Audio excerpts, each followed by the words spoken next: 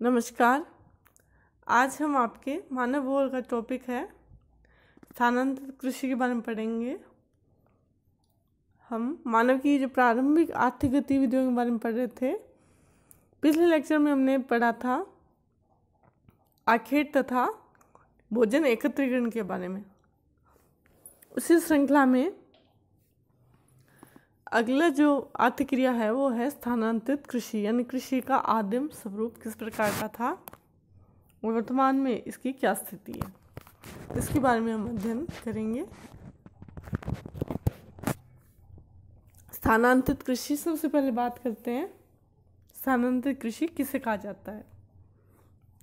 स्थानांतरित कृषि जो एक आदिम प्रकार की कृषि यानी कि प्राचीनतम ये कृषि क्रिया है जिसमें सबसे पहले जो वनस्पति है, पेड़ पौधे हैं जंगल में, उनको काट कर उनको जला दिया जाता है और फिर जो भूमि साफ भूमि है उसको पुराने उपकरणों से जुताई करके बीज बो दिए जाते हैं। अर्थात ये कह सकते हैं कि जहाँ पे बहुत बड़े जंगल होते हैं वनों को काट के और जो कृषि भूमि प्राप्त की जाती है, जंगल की जो भूमि है उसको कृषि भूमि में कन्वर्ट करते हैं। इसके लिए पेड़ों पौधों को जला दिया जाता है और इसे स्वीडन कृषि या काटो एवं जलाओ कृषि, स्लेश एंड बर्न एग्रीकल्चर भी कहते हैं, क्योंकि पहले इसमें वनों को जला दिया जाता है और फिर उसी क्षेत्र में जो वो राख होती है उसको वहाँ पर मिट्टी में छिड़क दिया जाता है और बीज बोए जाते हैं। और इसमें जब तक मिट्टी में उर्वरता रहती है यानी मिट्टी उपजाऊ रहती है तब तक इस भूमि में खेती करते हो। जैसे ही भूमि अनुपजाऊ होने लग जाती है वैसे इस क्षेत्र को छोड़कर अन्यथा दूसरे क्षेत्र में चले जाते हैं। फिर वहीं सेम ही प्रोसेस अपनाई जाती है जहाँ पे वनों को साफ किया जाता है, नई कृषि भूमि प्राप्त की जाती है, फिर उस पर फसलें उगाई जाती है, फसल ली जाती है।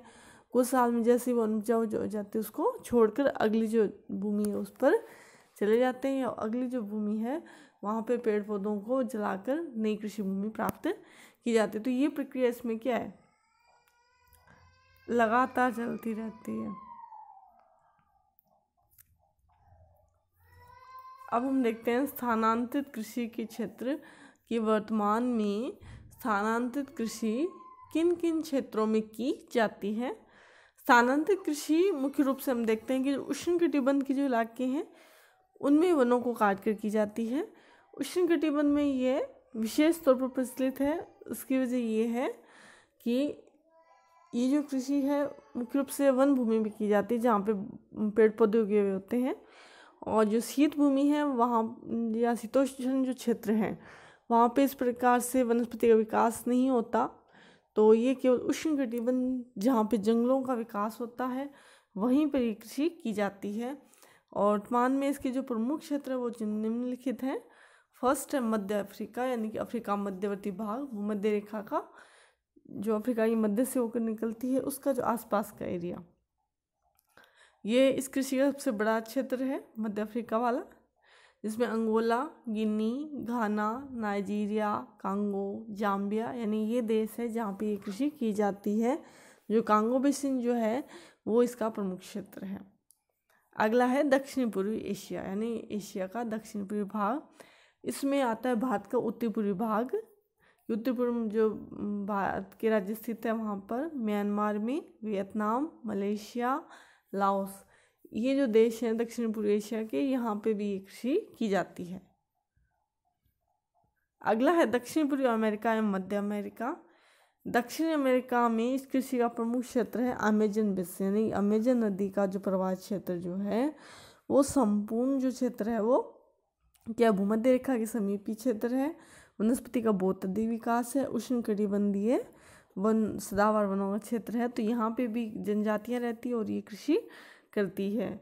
इसी प्रकार मध्य अमेरिका के निकारागुआ, होंडुरास आदि जो देश है वहाँ पे भी ये कृषि जो है वो काफ़ी मात्रा में की जाती है।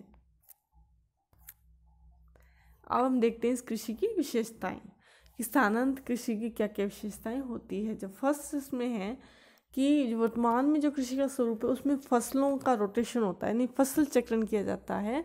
लेकिन ये इस प्रकार का कृषि स्वरूप है जिसमें फसलों के स्थान पर खेतों में अदला बदली होती है, खेतों में हेर फेर होता है।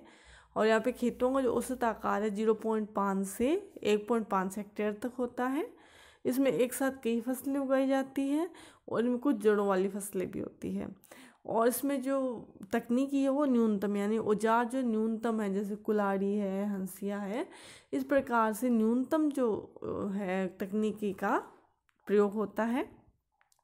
और यदि ये कृषि एक निश्चित समय सीमा तक की जाए तो मृदा अपरदन नहीं होता। मृदा अपरदन उस स्थिति में होता है जबकि एक ही जो क्षेत्र है वहाँ पे कई साल कृषि करते हैं या बहुत अधिक क्षेत्र में इस कृषि का विस्तार हो जाता है। इसमें खेत जो है उधर उधर बिखरे होते हैं, एक साथ नहीं होते। और इसमें मुख्यतः क्योंकि जनजातियों द्वारा की जाती है तो उनका कोई व्यापारिक उद्देश्य नहीं होता, वे मुख्यतः खाद्य फसल अपने जीवन निर्वाह के लिए उगाते हैं। तो ये एक प्रकार से जीवन निर्वाह कृषि है जो मात्र जीवन यापन के उद्देश्य से की जाने वाली आर्थिक क्रिया है। और इसमें उत्पादन काफ़ी कम होता है। तो उत्पादन कम होता है तो ये अधिक जनसंख्या का भरण पोषण करना इस कृषि के द्वारा संभव नहीं है। तो ये कृषि उन्हीं क्षेत्रों में की जाती है जो विरल जनसंख्या वाले क्षेत्र हैं, जहाँ पे जनसंख्या कम है, अनाज की जो मांग है वो कम होती है, उत्पादन अधिक नहीं है, जिसकी वजह से ये पूर्ति नहीं कर पाते। इस कृषि को अलग अलग देशों में अलग अलग जगहों पे अलग अलग नामों से जाना जाता है। और स्थानांतरित कृषि की जो नाम है जो अलग अलग देशों में अलग अलग नाम से जाने जाते हैं, तो ये जो है जीके की दृष्टि से काफ़ी इम्पोर्टेंट है। और जो पेपर्स इनमें ये जो नाम है काफ़ी बार पूछे जाते हैं कि ये जो नाम है या स्थानांतरित कृषि का ये जो नाम है वो किस देश में प्रसिद्ध है, या इस देश में स्थानांतरित कृषि को किस नाम से जाना जाता है। तो वो हम देखते हैं। मलेशिया में स्थानांतरित कृषि को लदांग कहा जाता है, फिलीपींस में कैंगिन कहा जाता है, श्रीलंका में चेना कहा जाता है, सूडान में नगासू, वियतनाम में रे, मेडागास्कर में टावी, इंडोनेशिया में हुमा, ब्राज़ील में रोका, मैक्सिको में मिल्पा और कांगो में मसोले। यानी ये अलग अलग जो देश में अलग अलग नाम से स्थानांतरित कृषि को जाना जाता है। ये आप ध्यान रखेंगे कि ये जीके की दृष्टि से काफ़ी इम्पोर्टेंट है। अगला भारत में भी कृषि की जाती है, विशेषकर भारत के उत्तरी पूर्वी भाग में भी की जाती है और अन्य क्षेत्रों में भी की जाती है। और यहाँ पे इनको अलग अलग नामों से जाना जाता है। भारत में भी ये भी जीके दृष्टि से काफ़ी इम्पोर्टेंट है। बहुत बार ये क्वेश्चन आते हैं कि भारत के क्षेत्र में जो स्थानांतरित कृषि को किस नाम से जाना जाता है। तो राजस्थान में इसको वालरा या बत्रा के नाम से जाना जाता है। राजस्थान में मुख्यतः ये दक्षिणी जो भाग है, दक्षिणी पूर्वी जो भाग है वहाँ पे केंद्रित है। उड़ीसा में इसे बिंगा कहते हैं, आंध्र प्रदेश में पोंटू कहते हैं, उत्तरी पूर्वी भारत में इसे झूम कहा जाता है और मध्य प्रदेश में इसे बेवर या दहिया के नाम से जाना जाता है। तो ये आप अच्छी तरह पढ़ेंगे। अब मैप के थ्रू हम देखते हैं कि जो शिफ्टिंग कल्टीवेशन है या स्थानांतरित कृषि किन देशों में की जाती है। ये वर्ल्ड मैप दिखाई दे रहा है आपको। तो इधर जो ऊपर है दक्षिण अमेरिका महाद्वीप में अमेजन बेसिन, फिर इधर जो है मध्य अमेरिका में निकारागुआ है, हंडुरास है, ग्वाटेमाला, ये दिखाए गए हैं। मध्य अफ्रीका का जो गिनी बेसिन है, कांगो है, दिखाया गया है। और अफ्रीका के जो इधर दिखाई दे रहा है एक द्वीप समूह है मेडागास्कर, यहाँ पे कृषि की जाती है। भारत का जो उत्तरी पूर्वी भाग है वहाँ पर, इसके अलावा मलेशिया है, इंडोनेशिया है, जो नीचे का जो क्षेत्र है जो दिखाई दे रहे हैं जो पूर्वी द्वीप समूह है, यहाँ पे भी कृषि जो है वो की जा रही है। अब देखते हैं भारत में स्थानांतरित कृषि की क्या स्थिति है। भारत में जो स्थानांतरित कृषि का जो मुख्य क्षेत्र है वो भारत का उत्तरी पूर्वी प्रदेश है, जहाँ पे असम, मणिपुर, मेघालय, त्रिपुरा, मिजोरम, अरुणाचल प्रदेश, ये जो राज्य हैं 7 राज्य हैं, इनमें ये कृषि की जाती है। और इन राज्यों में इस कृषि को विशेष तौर पर झूम या झूमी के नाम से जाना जाता है। कहाँ पर? भारत के उत्तरी पूर्वी राज्यों में। इसके अलावा पश्चिमी घाट में इसे कुमारी कहा जाता है, छत्तीसगढ़ में इसे पेंडा कहा जाता है, राजस्थान में इसे बत्रा के नाम से जाना जाता है। भारत के उत्तरी पूर्वी भाग में जब स्थानांतरित कृषि की जाती है तो वो कई चरणों में की जाती है। फर्स्ट चरण जिसमें होता है कि पहाड़ी ढाल पे एक वन्य क्षेत्र का चयन करते हैं जहाँ पे कि वो कृषि करेंगे।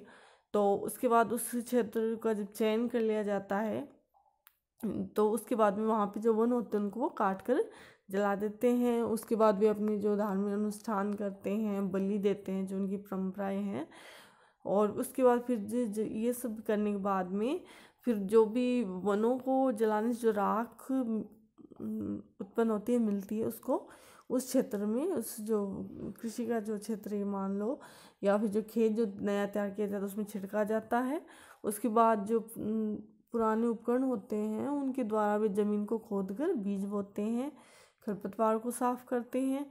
उसके बाद में फसलों को काटा जाता है, एक निश्चित समय पर अनाज की प्राप्ति होती है। कुछ अनाज जो है वस्तु विनिमय के द्वारा इनमें आदान प्रदान भी किया जाता है और उसके बाद भूमि को प्रति छोड़ दिया जाता है। तो ये कुछ चरण हैं जिनके अंतर्गत ये कृषि की जाती है।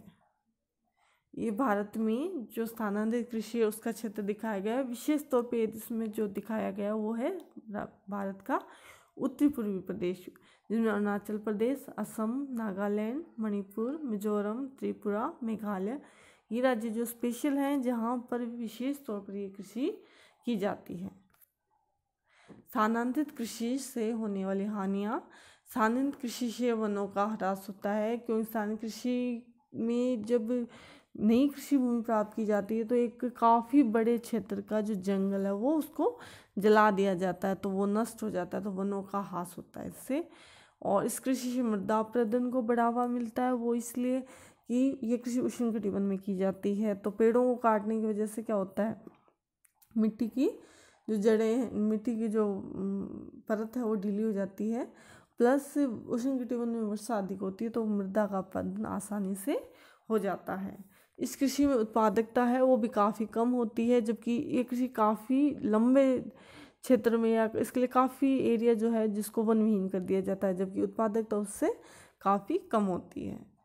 और इस कृषि में वनों को काटा जाता है, और वन जो है वो वन्य जीवों की आश्रय क्षेत्र होते हैं। तो जैसे जैसे इस कृषि का विस्तार होता है वैसे वैसे वन्य जो जीव हैं उनके आवास नष्ट होने लग जाते हैं। उनके आवास नष्ट होने से वे जो प्रजातियां हैं, वन्य प्रजातियां, वे संकटग्रस्त हो जाती हैं। तो ये आज हमने स्थानांतरित कृषि जो मानव की प्रारंभिक आर्थिक गतिविधियों का एक भाग है के बारे में अध्ययन किया कि स्थानांतरित कृषि किसे कहते हैं और इन्हें अलग अलग देशों में इसे किस नामों से जाना जाता है, और भारत में इसकी क्या स्थिति है, भारत में कहाँ किया जाता है और इसकी क्या क्या विशेषताएँ हैं, इनके बारे में हमने देखा। अगला जो लेक्चर उसमें हम मत्स्य के बारे में अध्ययन करेंगे। धन्यवाद।